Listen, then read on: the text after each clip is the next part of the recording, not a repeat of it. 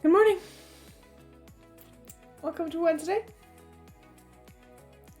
'Tis Wednesday. How's it going? Homework is due tonight. Thoughts? Hello, Michael. Good morning, Squiddy. 8711. Morning, Ryan.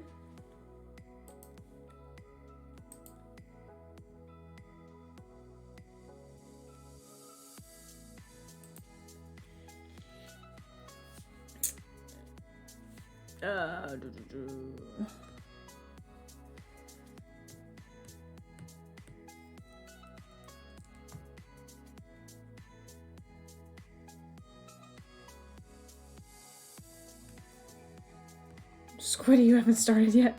I mean, that's fine.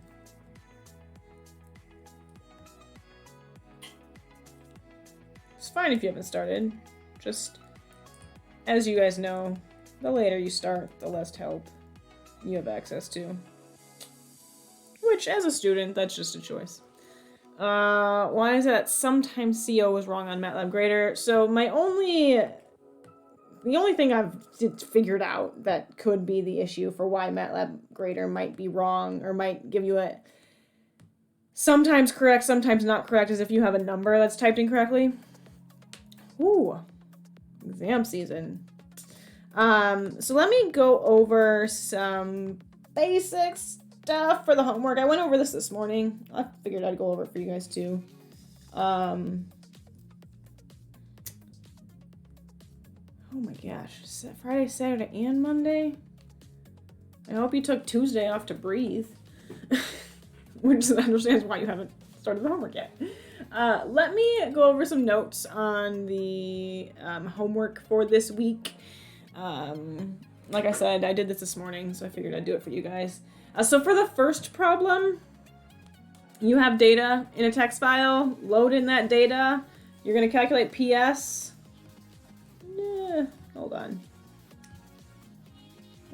Nope. This is what happens when you try things. You're going to calculate PS using your T vector. It's the third column in your file. And then you're going to do a bunch of comparisons. So you're going to do this comparison. For this one, you need to do it in two comparisons. So this set first, and then this set. And then combine it with an and or an or, whichever one you're going to use. But you can't just type it all in like this. You have to compare P with this first value first, and then with this second value, and then combine it. So you're going to do 3 sets of comparisons. Each of these will give you an array of ones and zeros. So an array of ones, zeros, whatever that looks like. And then given this information, you need to figure out which states exist for these phases and which numbers for these phases. So if you think about a greater than 0, this is going to give you all of the numbers where a is greater than 0.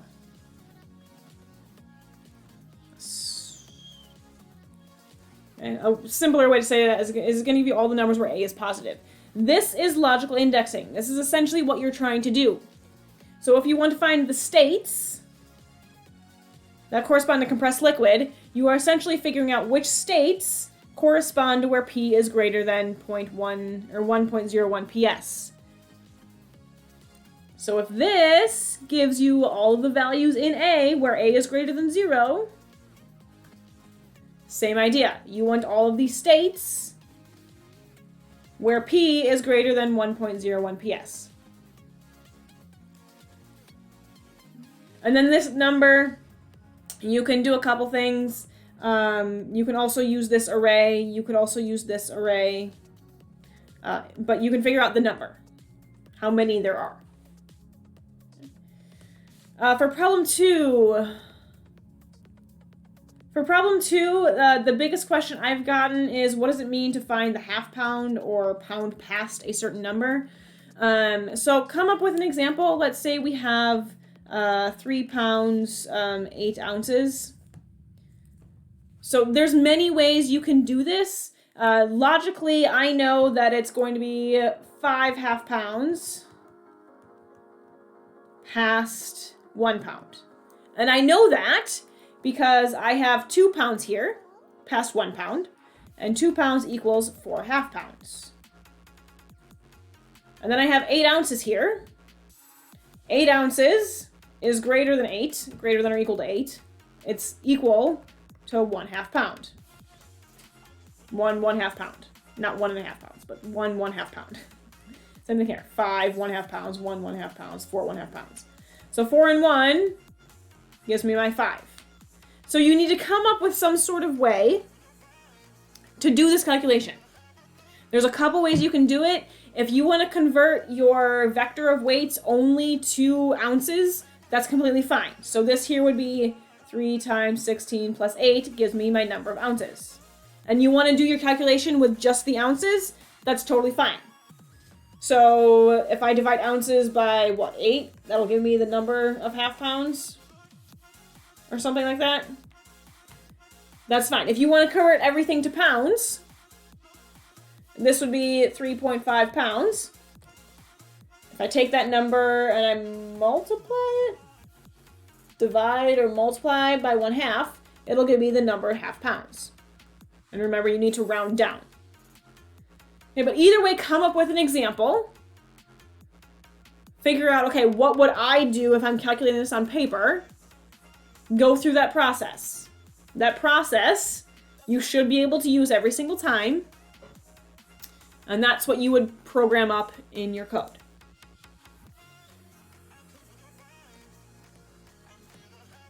For this last problem, the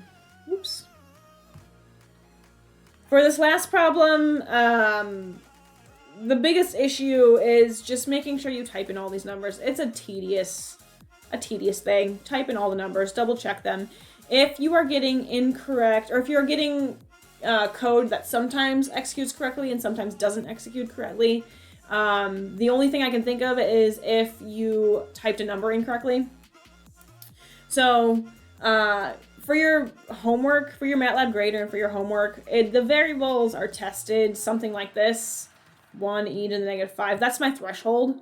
So my answer versus your answer should be within this range. So if you type in one of these numbers incorrectly, let's say you forgot this 8 here. It's out so far, this is in one of the negative 6 place. It might make a difference given this threshold. It might not, depending on what your inputs are. So your inputs are randomly generated. So if you're getting some answers that are correct, sometimes it is correct, sometimes it isn't, then just double check to make sure that you typed in all of those numbers correctly and you're not missing a number. One tip I would suggest is always type 0 point something. So always put in this 0. It's just clearer. You can more easily see that it's part of a number versus where this period might be and where your number starts. Okay. Those are my tips and suggestions for homework 3, just based off of what I have gotten in your guys' quizzes, and also with monitoring and checking to see what types of wonderful things you guys are talking about over on Discord. Okay, let's go ahead and get started. Week 7. Okay, so on Monday, we started talking about loops. Loops are fun. We wrote several loops. They look like this. So up here I have some basic counting loops, some basic examples. Here we have a user validation loop. And then we wrote a loop that calculates the cube root using this algorithm. Let's list it up here. So note, this algorithm says choose an initial guess, calculate a new guess, calculate the error, and then it says repeat. So I forgot to mention this on Monday, but essentially we can rewrite this algorithm to say repeat until something occurs. If you see the word repeat, that means you need to use loops. So it depends on your conditional. Here, this first one, we repeated for 15 iterations. Here we repeated until the error was less than a specific tolerance.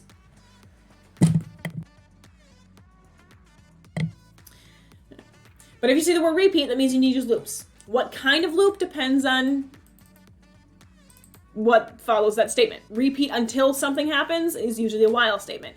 Repeat for a given number of iterations, that's usually a for. But it really just depends, and you'll get practice. But if you see the word repeat, it means loops, just like if you see the word prompt, it means input. Okay, today we are going to talk about, I'm going to go through a couple more examples. So this first example I want to go over says, write a loop that sums up all the odd numbers in an array. So if we have an array,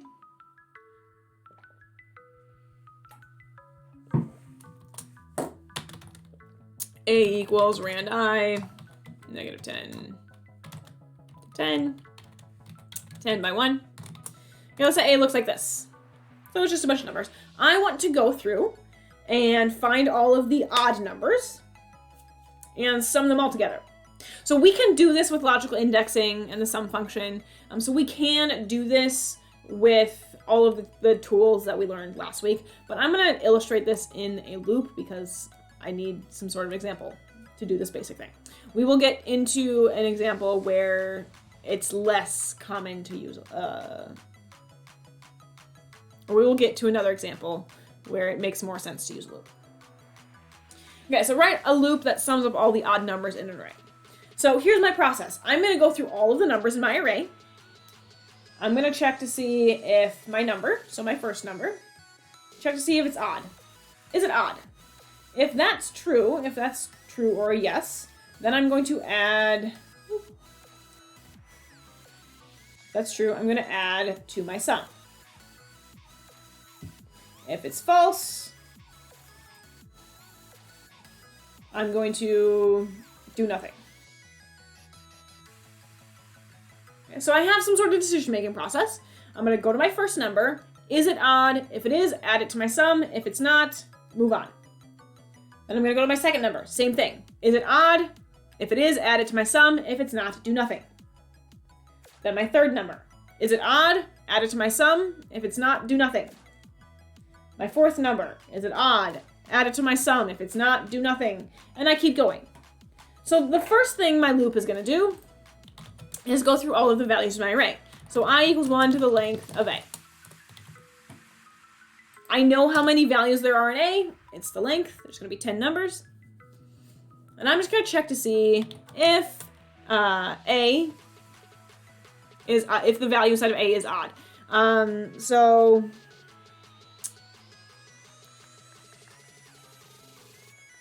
I'm going to use the mod function. You don't know how to do this. But there are other ways to figure out if a number is odd. I'm going to use mod because that's the easiest way I know how to do this. You don't know how to use mod. You can use the rem function. It's just a remainder function. Okay, but this is here. I'm checking to see, is the value odd?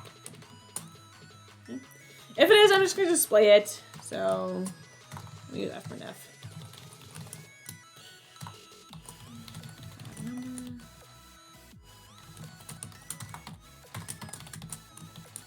Okay, so if I run my code, this is what I get. Oops, I forgot my \n. So here's A. A is a bunch of new numbers. And here are the odd ones. So it checked to see, is this one odd? Yep, it printed it out. Is this one odd? Yep, it printed it out. Is this one odd? Yes, it printed it out. This one, yes, it printed it out. This one, no, skipped over it. This one, no. This one, no. This one, yes, it printed it out. This one, yes, it printed it out. So I'm just checking to see, is the first number odd? Is the second number odd? Is the third number odd? Is the fourth number odd? Etc. Like I said, we don't have to do this with a loop, but I'm just using it as an illustration. Okay, so now I want to sum up all of my numbers. So anytime loops are used to sum up a bunch of numbers, which is common,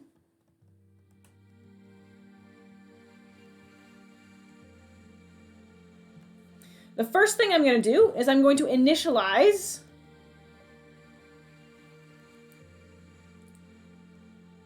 my sum to 0.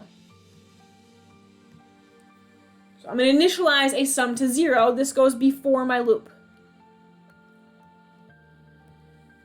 The second thing I'm going to do is I'm going to say sum equals sum plus my new term inside my loop.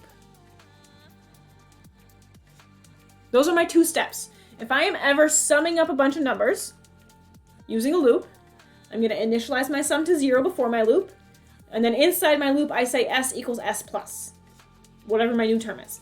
You are going to do this over and over and over again for your project. You'll do it in your homework.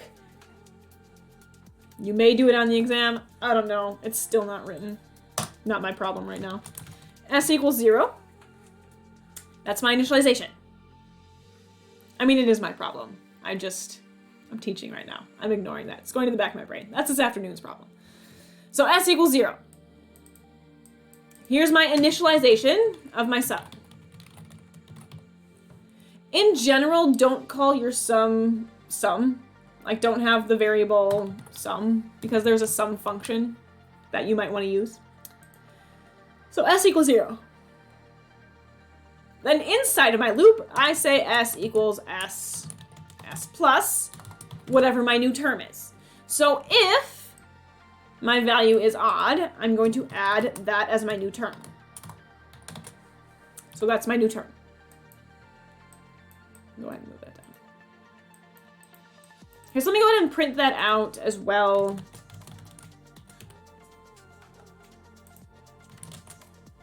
And let's see what happens inside of this code. Okay, so here's A. A looks like this now. I goes from 1 to the length of A. So I is going to be 1, then 2, then 3, then 4, then 5, then 6, then 7, then 8, then 9, then 10. It's checking to see if each number is odd, and it's adding them together. So S starts out as 0. I equals 1. So is the first number in A odd? That's true. So it prints out the 7. And then sum is now 7, because it was 0, and now it's 0 plus 7. Then I is 2. Is 2 odd? That's true. Prints out that number. And now sum is 10. It was 7, now it's 10, because 7 plus 3 is 10. And it goes to the third number. Negative 3 is odd. Sum was 10, now it's 7. It goes to the fourth number, fifth number, sixth number. Sixth number is odd. Prints out my negative 9. My sum was 7, now it's negative 2. So each time, it's taking my new term, AI, whatever odd value it is, and adding it to my previous sum. So it was 7, or it was 0, then it was 7, then it was 10, then it was 7, then it was negative 2, then it's negative 7, then negative 14, then negative 19, and then by the end it's negative 19. So this is what's called a running sum. This is how we add a bunch of numbers together using a loop. And this is important because a lot of times in math and in our equations, we run into something like this. And I know you guys should have seen this at the end of Calc 1, talking about integration. If you're in Calc 2, you're probably crying inside a little bit and saying, no, I don't want to do sequences and series anymore. We aren't talking about sequences and series here in a Math 2 sense, in a Calc 2 sense. We are talking about them in the sense of we're just summing up a bunch of numbers. So this capital sigma, this is a running sum. We are summing up a bunch of numbers. What are we summing up?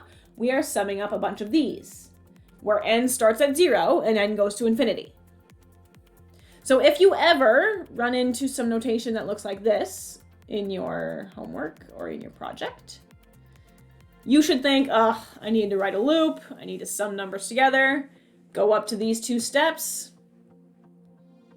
Before my loop, I'm going to initialize my sum to 0. Then inside my loop, I'm going to say S equals S plus whatever I'm adding together, my new term.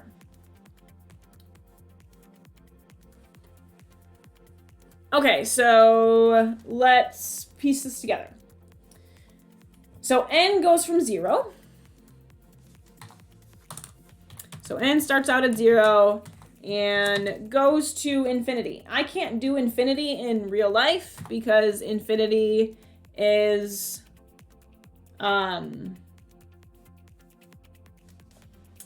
Because infinity, I just don't have the time for infinity. So we can just choose whatever number. So we're going to stop whenever n is 10. So I'm going to sum up the first, well, in this instance, 11 numbers. So the easiest way to sum up a given set of numbers is using a for loop. So Chaz, for the problem, it appears there are a couple positive values. So for this one, I didn't sum positive numbers. I just summed odd numbers. An odd number can be positive or negative. If I wanted to sum only the positive numbers, I would say if mod AI is greater than or equal to 0. This would give me a different set of results. Fine. Where this would only sum up the positive numbers.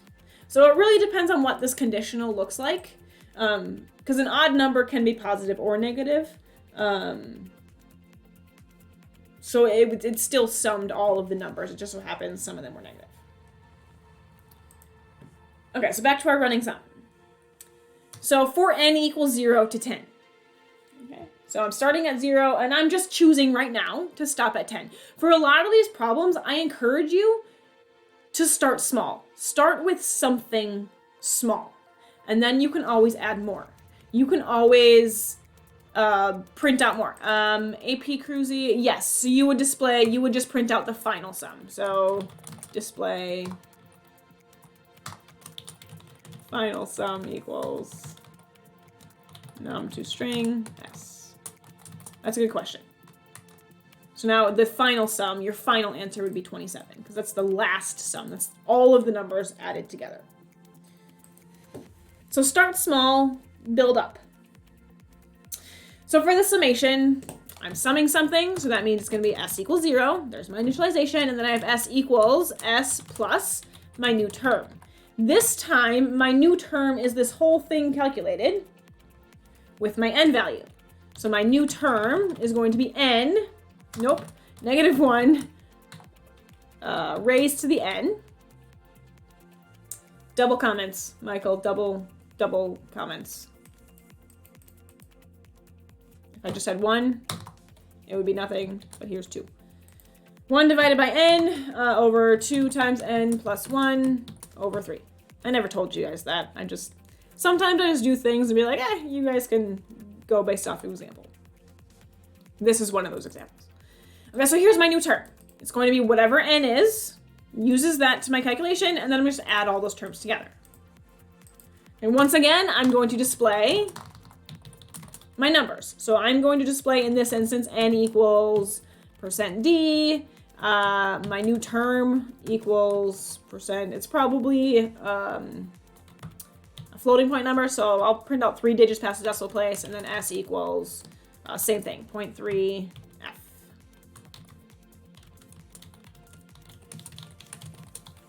Okay, so now let's see this one.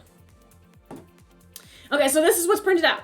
So n starts at 0, then 1, then 2, then 3, then 4. This is what it's calculated as. I'm going to adjust my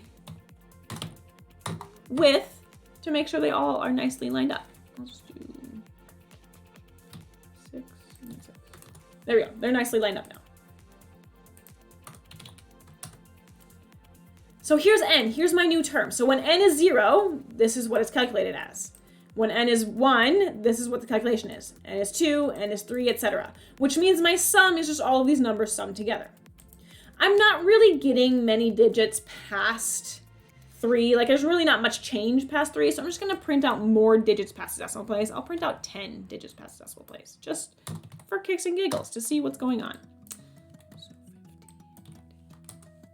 Okay, so now here are more digits printed out.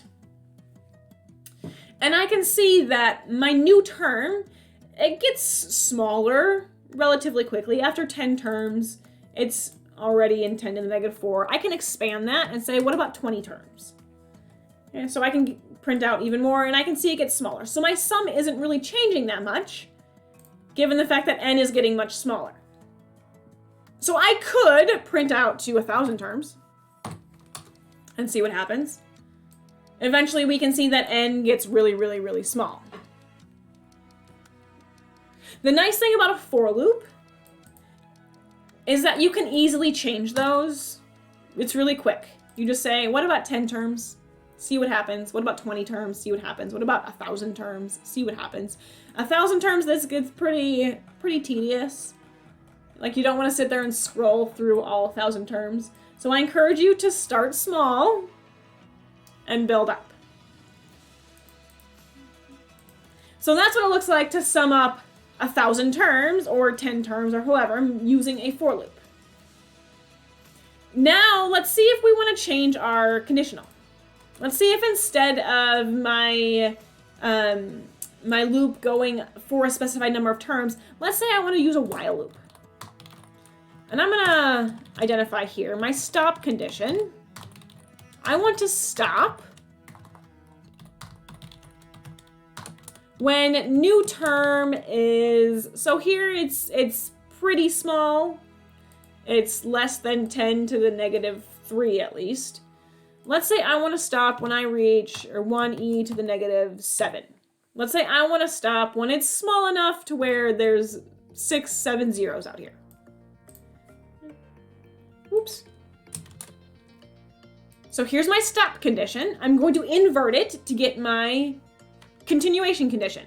So I'm going to continue while the new term is greater than or equal to 1e to the negative 7. So print out. Ooh, it keeps going. That's a little more iterations than I want. I'm gonna go ahead and stop. Notice it gave me an error. If you ever run into a situation where you change something, clear your workspace. And now here I get my actual error. It gives me a more of an indicator of what's actually happening. So it says unrecognized function or variable new term. So new term is now considered my loop control variable, which when we have a loop control variable, it needs to be initialized, tested, and modified. I didn't initialize it. So new term, I'm just gonna initialize it to anything. In this instance, it doesn't matter what my initial value is, as long as my initial value can enter in the loop, because it's immediately gonna be reassigned to something meaningful inside my loop. Okay, so I had an error. I didn't initialize new term. Here's another error. It says unrecognized function or variable n. When I took out for n equals 1 to 10, or 0 to 10, I took out my n value, so I'm just gonna add it in. N starts at 0, and then n equals n plus 1. I just need to add it in. So start small, and then keep working your way up. So we started out with a for loop where I just have 11 terms summed together, n equals 0 to 10. And now I'm changing it to a while loop. What if I want to change it so that I'm just, I'm calculating until my value, my new term is so small it's not really affecting my sum much. What variables did you miss? What do you need to change? I took out n, I need to put it back in. Okay, here we go. Another thing, look at this. Okay, so it works, that's great, but I only have 2 iterations printed out. Where n equals 0, my new term is 1, so my sum is 1. When n equals 1, my new term is 0.037037 repeating. Notice, this is definitely greater than 1e to the negative 7th, but note it's a negative. I didn't account for the negative. So I'm just gonna go in and change it. Instead of it being new term, I want to see the absolute value of my new term. And then I keep going. So it took me 108 iterations until my new term was less than 1e to the negative 7. So 1, 2, 3, 4, 5, 6, 7. So until I had 7 zeros after my decimal place.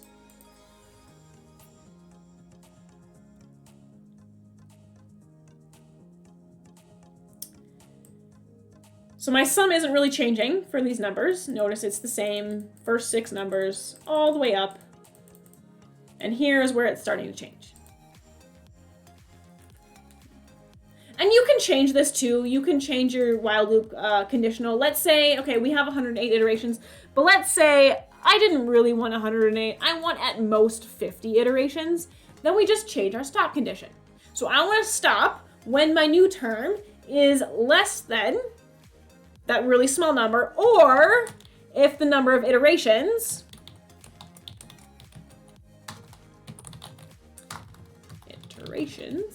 let's say if it's greater than or equal to 50. So now I don't want more than 50 iterations. So n equals n plus 1 is because n starts at 0. I use it in my calculation, and the next time I want n to be 1. So if I didn't have this line, it would look like this. I'm going to change this e to the negative 3, just 4 for simplicity's sake.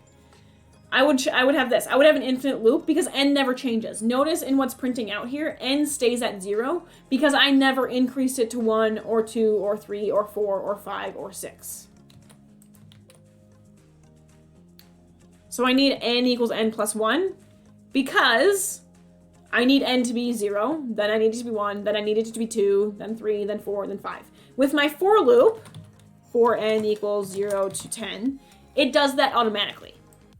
In my for loop, it does it automatically. In my while loop, I need to be overtly explicit about everything I want to change.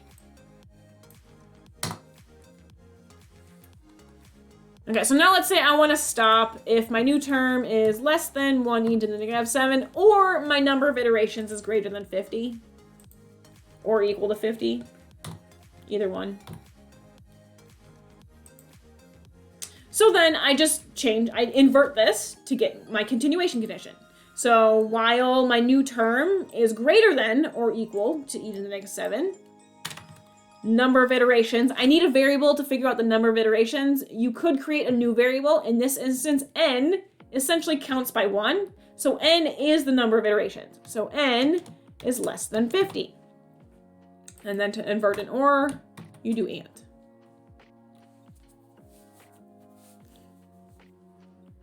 So now I have 2 loop control variables, explicit loop control variables. N was more or less implicit before. Where I'm going to say, while my new term is greater than or equal to 1 e to the negative 7, and the number of iterations, or n, is less than 50. So now I'm saying whichever one comes first, really. Whichever one comes first. So here I've stopped when n equals 49. N started at 0, so 49 is my 50th iteration. So I just stopped there. I was like, I don't care, it's small enough, or I've done enough iterations. Flora, it doesn't matter for this. A single ampersand will work for both scalars and arrays. MATLAB gives you a warning here. It says when both arguments are numeric scalars, consider replacing and with double and for performance. So a double and technically can be faster, minutely faster.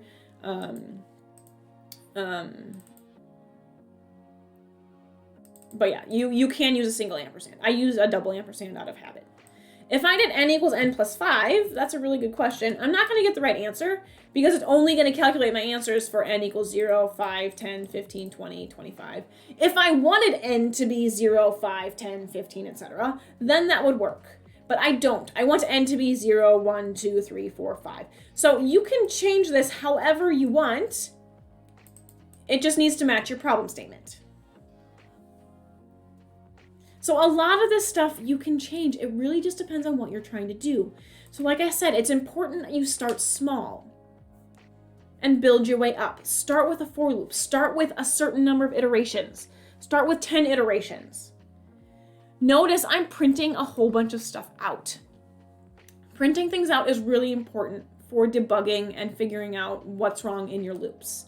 For your branching statements, it's still sequential. It still mostly makes sense. You go from top to bottom. You can use the debugger for that. Like I've shown you, you can click breakpoints, click run, it'll debug things for you. You can step through. Now that I remember, you can't see the ribbon, but that's okay. You can use the debugger. You can step through line by line. You can print statements, display things out, insert in different locations. For a loop, though, it's a lot more code to keep track of because you keep going back up and repeating code over and over again. So that's why I've been putting in these print statements. These print statements are really key to debugging loops. So I have in the notes, oh, where they're there.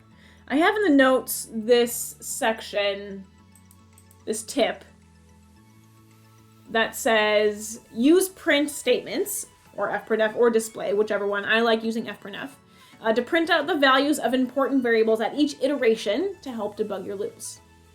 So common things to print out include your loop control or your index variables. Print out your value of n, print out your value of I, print out new term.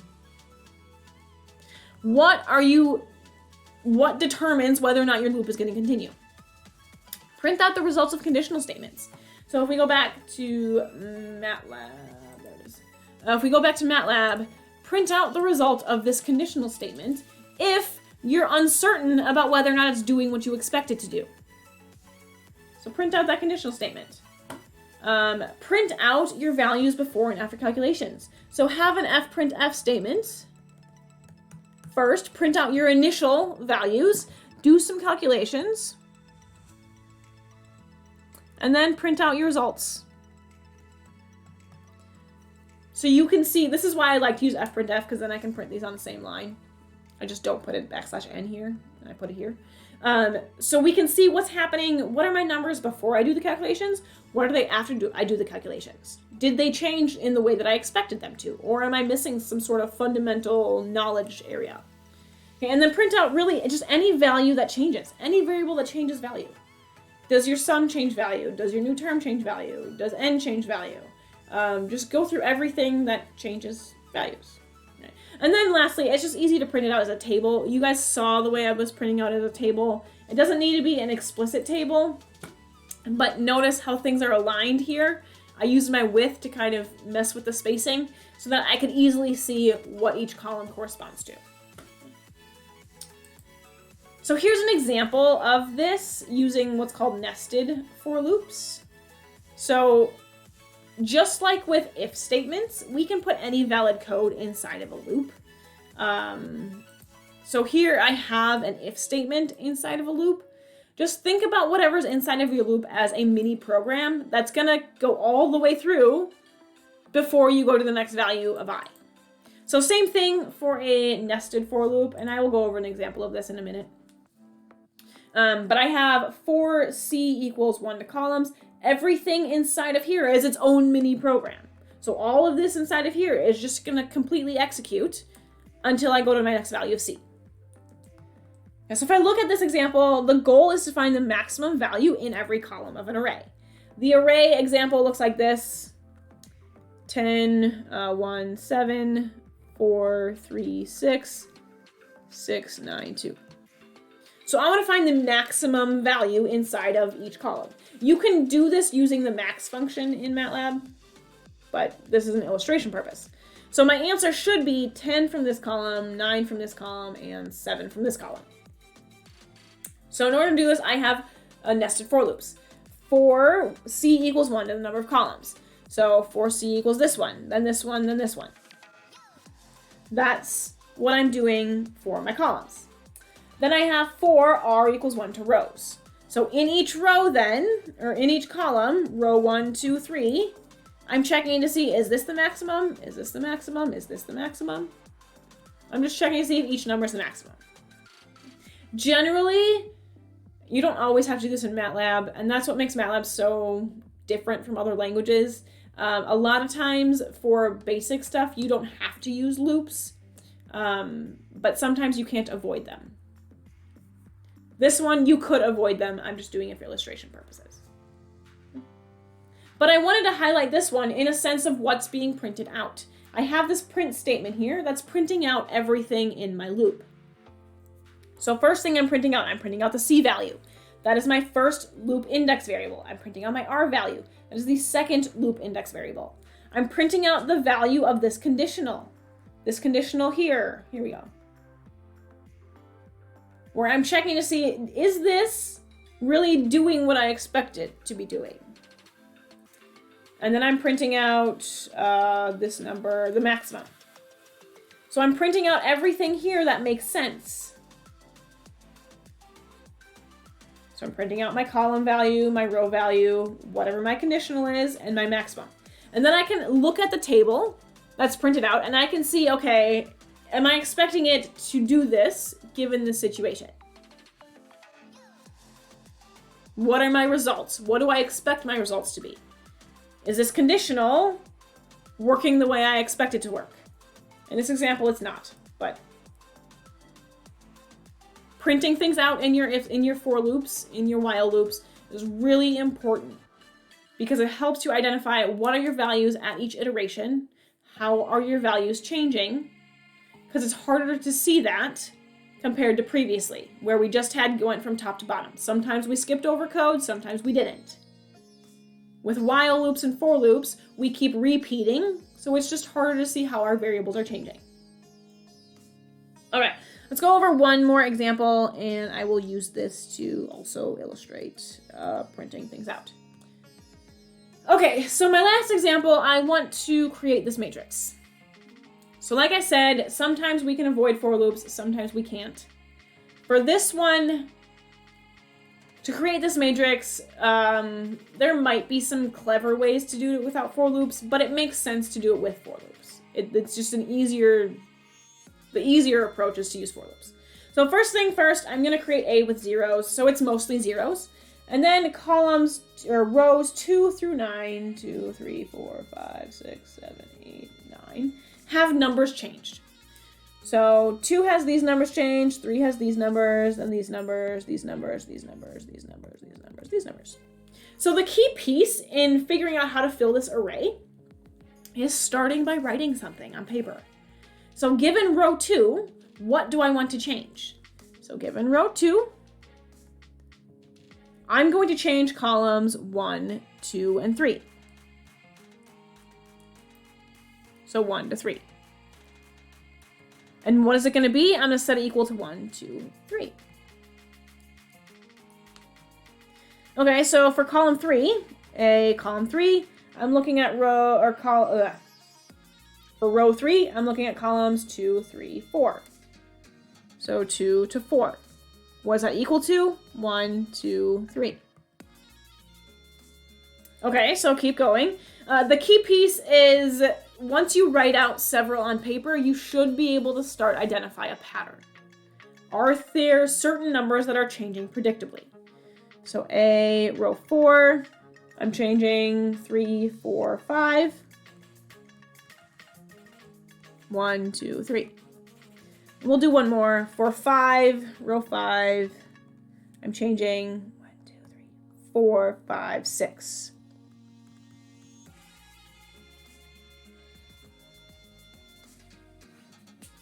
And then it keeps going all the way until A9.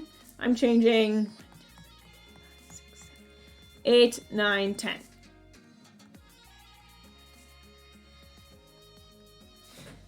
So write a couple out and then start to identify patterns.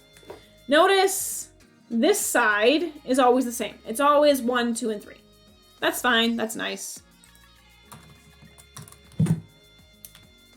I know that.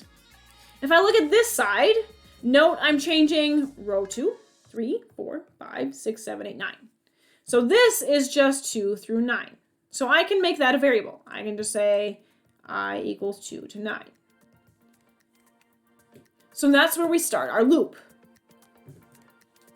And then if I look at my columns, these numbers, there's 2 numbers. There's this first starting column and this second last column. If I have a 2 and a 3 and a 4 and 5 in my row, this first column is 1, 2, 3, 4.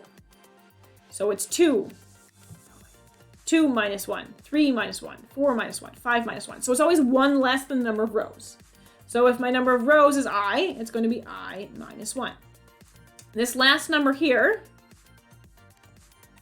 if it's 2, 3, 4, 5, it's going to be 3, 4, 5, 6. So it's 2 plus 1, 3 plus 1, 4 plus 1, 5 plus 1. So it's always going to be I plus 1 all the way to I. It's going to be I minus 1 is my first number all the way to I plus 1. So figuring out our patterns on paper help us identify what our loop should look like. So I'm going to start with A out of zeros. It's 10 rows, 10 columns. And then I goes from 2 to 9. So for I equals 2 to 9. Inside of there, I'm changing each row of A. So it would be A, row I, and then columns I minus 1 to I plus 1 equals 1, 2, 3. So there's my loop. That is what I'm repeating over and over again.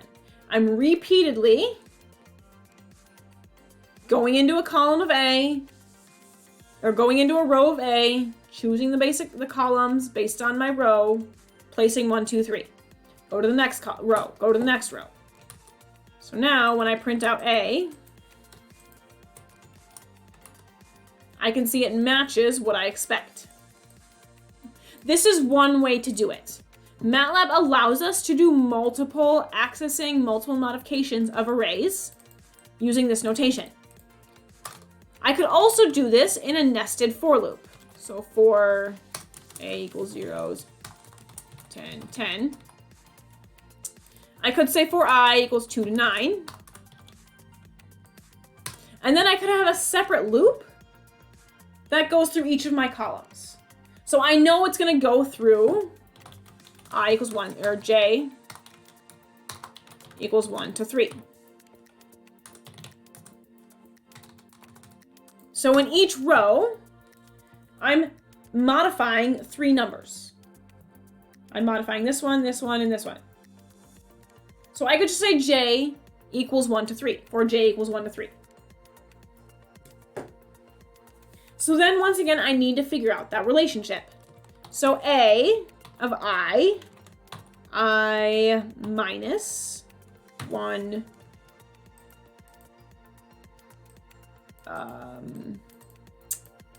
let's see, what does this J look like? I'll go J negative 1 to 1. I plus J equals J plus 2. And once again, you need to figure out your pattern. I changed my J values because it's easier for me to think about it in terms of I plus J. J being negative 1, then 0, then 1. And then I'm placing in 1, 2, and 3, or J plus 2. But once again, you can put your loops together however you want, as long as it makes sense for the problem. So you need to think about it in terms of the problem. What are the patterns you're seeing? What do you expect? So now here's my second A. In row 1, I'm placing in this location a 1, in this location a 2, in this location a 3. I'm doing that in a separate loop. So when I print things out, I will print out my I value, my J value, and my insert value. So insert. So I value, J value, and then J plus 2. That's my insert value. So when I look at this, let me space things out nicely. Give that a 2. There we go. They're spaced out. So notice I starts at 2. Think about what's inside here as its own mini program. J is going to go through all of its values. When I is 2, J goes negative 1, 1, negative 1, 0, 1. Inserts a 1, 2, 3. Now I is 3. J is a negative 1, 0, 1. It's 1, 2, 3. I could print out the value of A before I insert it. I could print out the value of A after I insert it. It really just depends on when you're debugging your code, printing out your variables, but there's no hard and fast rule about which ones to print out. It really just depends on how much you understand, and you'll get more practice as you go along. You might start out by just printing out I and J. Maybe you'll print out more as you go along to help understand what's going on. But the key piece when it comes to loops is any valid code can go inside of a loop. Think of it as its own mini program. When I is 2, I want to go through the first, second, and third column, or J goes from negative 1 to 1. So when I is 2, J is going to be negative 1, 0, and 1. It's going to completely execute this loop and then go back up, and now I is 3.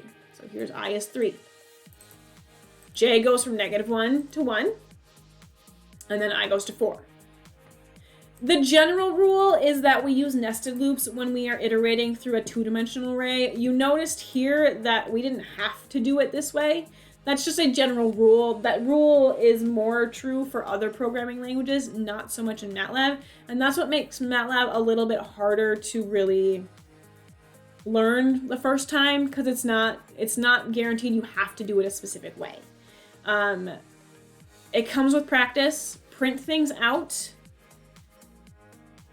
The more I use MATLAB, the more I teach MATLAB, the more I learn about things to do with MATLAB, the more I see different ways to do it. In general, MATLAB is optimized to not use loops, so the general rule is don't use loops if you don't have to. Sometimes you have to. And so it's important that you guys learn them. They are very useful. But a lot of the beginner problems when it comes to arrays, you end up looking like this, where you don't need nested loops, but you need to understand how to use nested loops and what they look like. They show up in your project. They might show up on the exam. Once again, it's not done yet. I will have more information for you about the exam on Friday. The best thing for you to do for the exam right now is to do your homework. Speaking of homework, I'm going to go over some tips on how to do the homework for this week. Just because loops, they tend to be challenging. They're just different. Okay, so in the last 5 minutes, I'm going to go over some tips for homework. I probably should have left more time, but that's okay. So for the first homework problem, it's similar to your challenge activities. You're just writing two functions that just create arrays. Once again, the key piece here, write it out. For this first row, I say A of row 1, comma 1 is going to be 1. A of row 2, comma 1 to 2 is going to be 2. A of 3, comma 1 to 3 equals 3, etc. You should be able to see a pattern. Yeah, Mitchell, you'll have practice problems. Like I said, I will have more information on Friday. You will have a practice exam. It's just not put together yet. Afternoon problem. Shoot, it's afternoon. So you should be able to find a pattern. Use that pattern in your loop. Same way we did things with the corners problem for homework 3. Some of these variables are going to depend on your inputs. Some of them you're going to be able to figure out where they come from using other functions like length or size. And that's the key for that problem. This problem, the second problem, is similar to the iterative example I did on Monday to calculate the cube root of a number. But here's the algorithm that you are essentially trying to follow. 3 a.m. problem. I'm sleeping at 3 a.m. I value my sleep a lot. So here's the algorithm you are essentially following. It's the same idea that I did on Monday. So first thing, use a value for VOC as the first estimate of VMP. It's VMP equals VOC. This is your initial guess.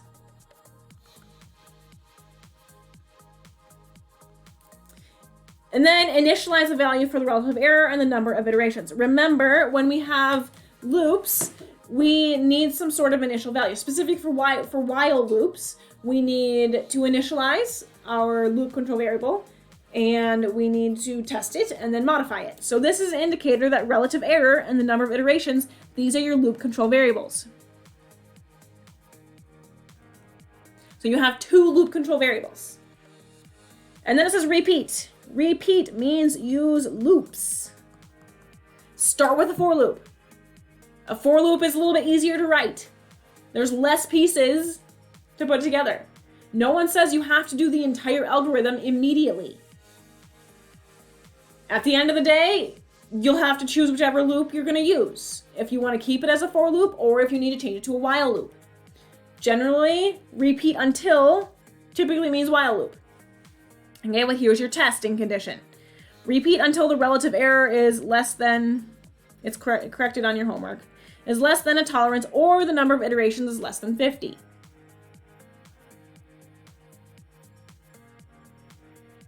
So identify when do you want to stop, and then invert that to figure out when you want to continue.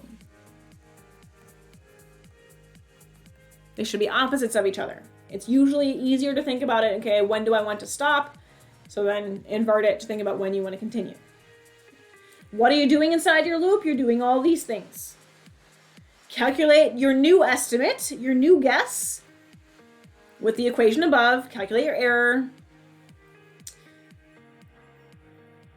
update your new estimate with your old estimate, because initially your estimate is this, but the next time you go for your loop, it's going to be whatever you calculated here, and then keep going back to that, that new calculation, and then increment the number of iterations.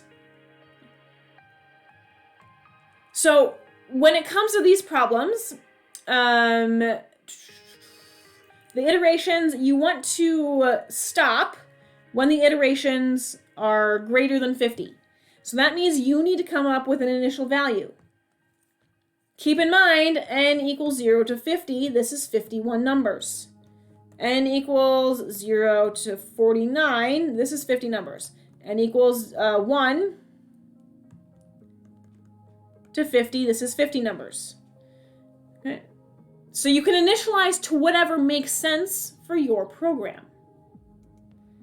You can initialize it to 1, you can initialize it to 0.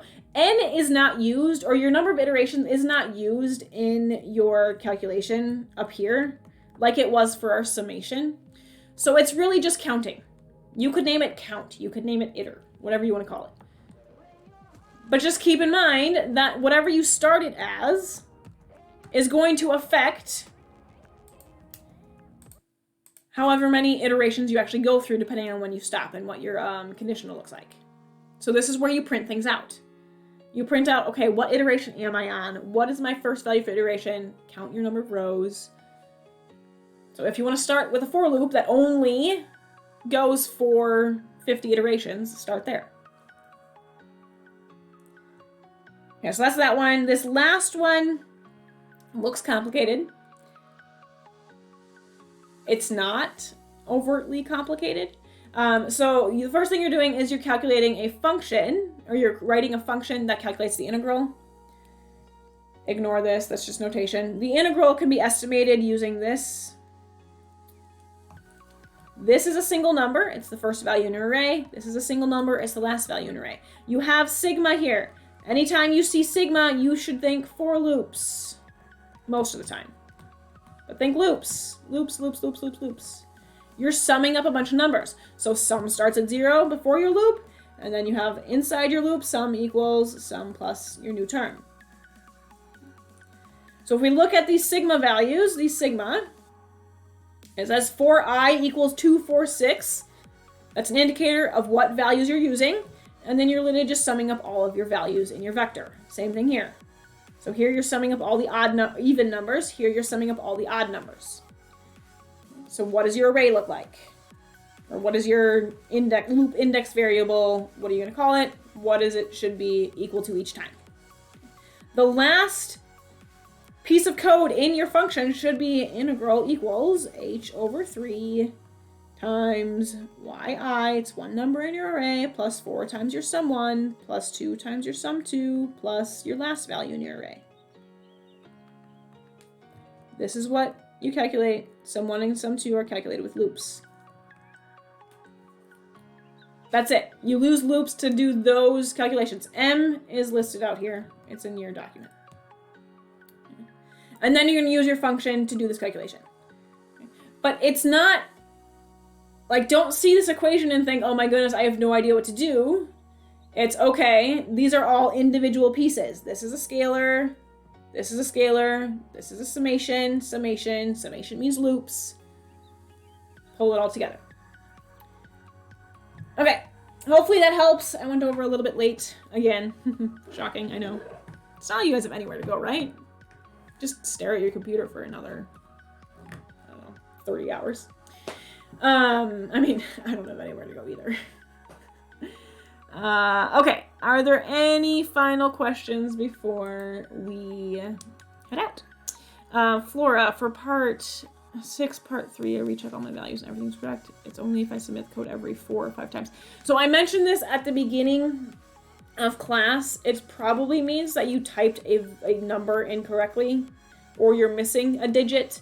So just go through and just double check all of your numbers. It's probably a very small rounding error.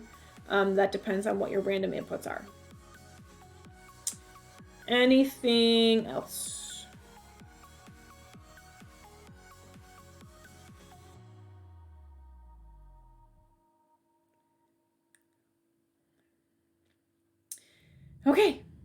If nobody has any other questions, I will see you guys.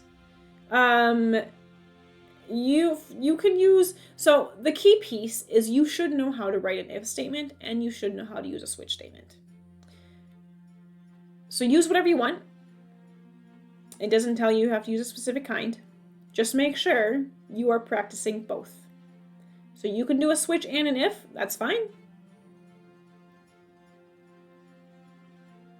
Just make sure in your homework you are using both switch and if statements at various times. No, Flora, that shouldn't be an issue. Send me your code and I can see what the issue is. Because I'm curious, because nothing else makes sense for why it would... It's not like... I don't know why you would get variable results. So send me your code. I'm curious to see what the issue is. Yeah. Can you email me your code? I'd much appreciate that. Anything else? Any final questions? Like I said, for your exam, the best thing you can do is learn how to write loops. Focus on learning loops. When you write loops, you're practicing everything else. I will have more information on the exam on Friday.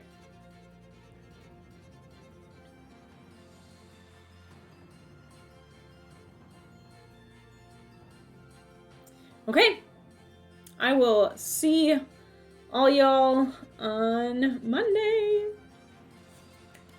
We're almost done with the MATLAB stuff, guys. We're almost there with the end of MATLAB, and then we transition, which is sad, but that's okay. See you guys on Monday.